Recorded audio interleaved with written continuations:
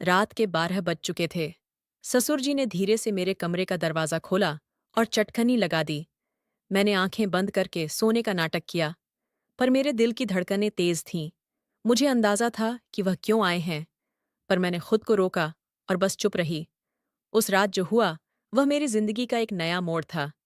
तो मेरा नाम सानिया है, उम्र 24 साल, और मैं अपने ससुर जी के साथ लखनऊ के एक पुराने मोहल्ले में रहती हूँ। गली तंग है, मकान पुराना, पर दिलों में जो बातें चल रही हैं वह बिल्कुल नहीं है। 1.5 साल पहले मेरी सासू माँ को कैंसर ने हमें छीन लिया, और मेरे पति वह तो 3 साल पहले एक बाइक एक्सीडेंट में मुझे एला छोड़े गए। तब से मैं और ससुर जी बस एक दूसरे के सहारे इस छोटे से घर में जिंदगी काट रहे हैं। मैं दिन भर एक कॉल सेंटर में काम करती हूँ और घर लौटकर खाना पीना बाजार सब संभालती हूँ। ससुर जी पहले बर्थडे रबदार इंसान थे। ए मोहल्ले में उनकी बात का वजन था। हर शाम चौपाल पर दोस्तों के साथ हंसी हाँक पुराने किस्से और उनकी आवाज से गली गूंजती थी। पर सासू माँ के जाने के बाद वह जैसे खामोश हो गए। दिन भर अपने कमरे में या फिर टीवी के सामने रानी क्राइम शो देखते। उनकी आंखों में एक अजीब सा दर्द था जो मुझे रातों को सोने ना देता। मैं सोचती, क्या मैं उनके इस दर्द को हल्का कर सकती हूँ? क्या उनकी जिंदगी में फिर से कोई रोशनी ला सकती हूँ? एक रात की बात है। रात के करीब 2 बजे मैं पानी पीने उठी। घर में सन्नाटा, बस बाहर असक पर कुत्तों की आंव। आज ससुर जी का कमरा ऊपर था और मैं नीचे। तभी ऊपर से कुछ गिरने की आवाज आई। दिल धक से रह गया। क्या हुआ? मैं डरते डरते दबे पांव ऊपर गई। उनका दरवाज़ा हल्का सा खुला था। मैंने चुपके से झांका। ससुर जी अपने मोबाइल की ऑर्च जला रखी थी। उनके एक हाथ में मोबाइल था और वह कुछ देख रहे थे। दूसरा हाथ छोटा पप्पू था शायद। तभी उनके हाथ से पास में रखी गिलास नीचे जमीन पर गिर गई, लेकिन उनको पता नहीं चला। ससुर जी वीडियो देखकर पप्पू के सर की माल इश्क कर रहे थे, इसलिए मैं वहीं रुकी रही और बिना कोई आवाज किए उन्हें देखती रही। कुछ देर बाद जब पप्पू की अच्छे से मालिश हो गई, मोबाइल साइड में रख दिया और वैसे ही लेट गए। मैं धीरे से वहां से हटी और नीचे अपने कमरे में आ गई। नीचे आकर जो मैंने देखा और महसूस किया, उस पर यकीन नहीं हो रहा था कि ससुर जी ऐसा कर सकते हैं। लेकिन फिर सोचने लगी है कि यह तो स्वाभाविक ही है, इसमें कुछ ज्यादा सोचने जैसा नहीं है। दिल में जैसे कोई तार छिद्दा गया। सर ऊर्जी अकेलेपन से लाड रहे थे, पर अपने दर्द को छुपा रहे थे। मैं सोचने लगी, क्या मैं उनके लिए कुछ कर सकती हूँ? क्या मैं उन्हें वह एहसास दे सकती हूँ जो अब उनके दिल में कहीं खो गया है? अगली सुबह मैंने फैसला किया कि कुछ तो करना पड़ेगा। मैंने उनके लिए उनकी पसंदी आलू का पराठा बनाया और साथ में अदरक वाली चाय जब मैंने उनके सामने रखा था। ओह! वह चौंक गए। सानिया, इतनी सुबह सुबह? ये सब मैंने हंसकर कहा। ससुर जी, आपकी ओ पुरानी वाली हंसी लाने के लिए तो ये छोटा सा पराठा कुछ भी नहीं। वह हल्का सा मुस्कुराए और मेरे दिल को जैसे सुकून मिल गया।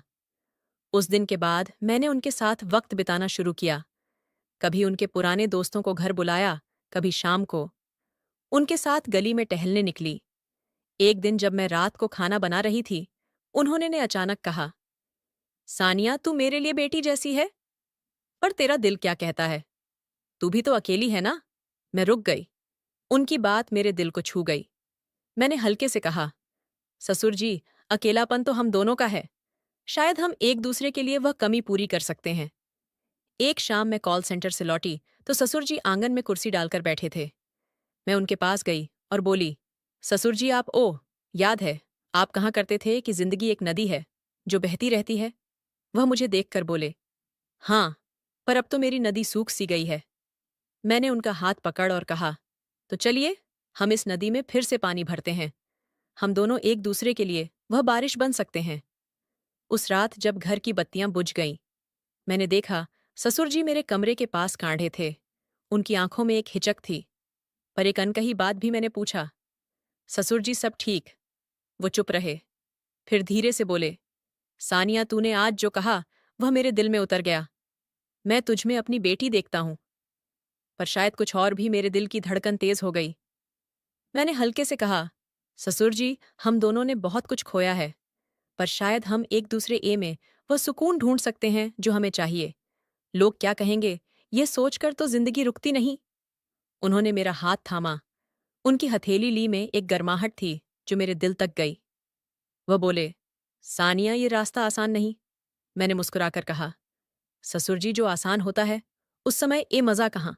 बस आप मेरे साथ रहें, फिर देखिए कैसे जिंदगी फिर से हंसने लगती है। उस रात हमने प्यार किया, एक दूसरे के साथ बैठकर पुरानी बातें की, सासू माँ के किस्से, मेरे पति की शरारतें और वह पुराने दिन जब घर में हंसी गूंजती थी। पर उस रात कुछ बदल गया। ससुर जी की आंखों में वह खालीपन कम हो गया और मेरा दिल वो भी जैसे हल्का हो गया। अगले दिन जब मैं दफ्तर से लौटी तो ससुर जी ने रे लिए मेरी पसंद की कचौड़ी बनाई थी। सानिया, आज तुझे कुछ तीखा खाना चाहिए, उन्होंने हंसकर कहा। मैंने जवाब दिया, ससुर जी, आपने तो मेरी जिंदगी में पहले ही तड़का डाल दिया।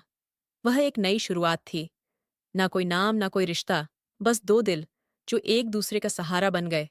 बाहर की दुनिया वहीं थी, लोग, उनकी बातें, उनका शोर, पर हमारे घर में एक नई सुबह थी जहां रिश्ते नहीं, बस एहसास। तो दोस्तों, अगर मेरी कहानी ने तुम्हारे दिल में कुछ हलचल मचाई हो तो चुपके से मत बैठो, एक झकास लाइक ठोक दो, सब्सक्राइब करो जैसे मेरे दिल को छू रहे।